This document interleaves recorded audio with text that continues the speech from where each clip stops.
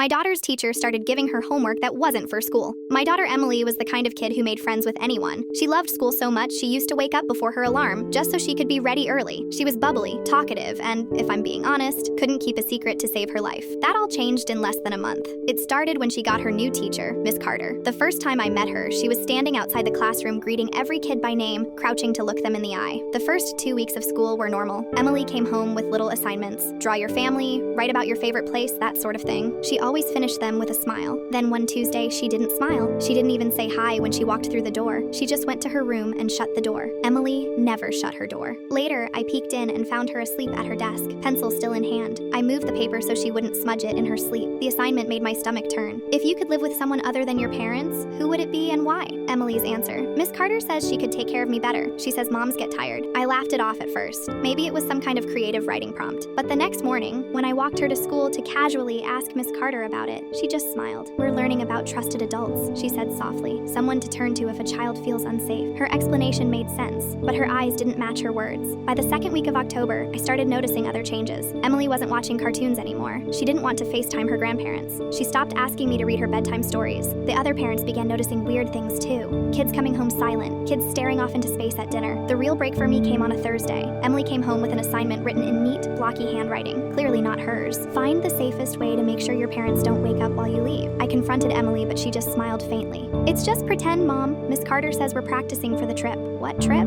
I asked. Her smile widened, but it didn't reach her eyes. You'll see soon. That night, I barely slept. I stayed awake listening. Around 2:30 a.m., I heard the creak of her bedroom door. I got up quietly and followed her down the hall. She was fully dressed, shoes on, her little backpack zipped shut. When I asked where she was going, she didn't even look at me. She's here. Before I could react, I felt a sharp sting in my neck. My legs buckled. The last thing I saw before the darkness swallowed me was Emily's tiny hand gripping an empty syringe. I woke up on the living room floor to my husband shaking me, his face pale. He had a small puncture mark on his neck too. Emily was gone. We called the police immediately. They went to the school. Not a single child from Emily's class showed up that morning. Miss Carter was gone too. Every parent from that classroom told the same story. A strange assignment, a middle of the night trip, a needle. That was 5 weeks ago. No ransom notes, no signs of struggle, no surveillance footage. The kids didn't just run away, they vanished. And then, 2 nights ago, I found something on our front porch. It was Emily's little backpack. Inside was her favorite stuffed rabbit and a folded piece of notebook paper. The writing was neat, careful. Mommy, I'm happy now. Miss Carter says you'll be happy soon too. Just wait. We'll come get you when it's time. Now I wake up at night to the sound of children's laughter outside. Sometimes I think I see shapes standing just beyond the tree line in our backyard. Small, still, watching.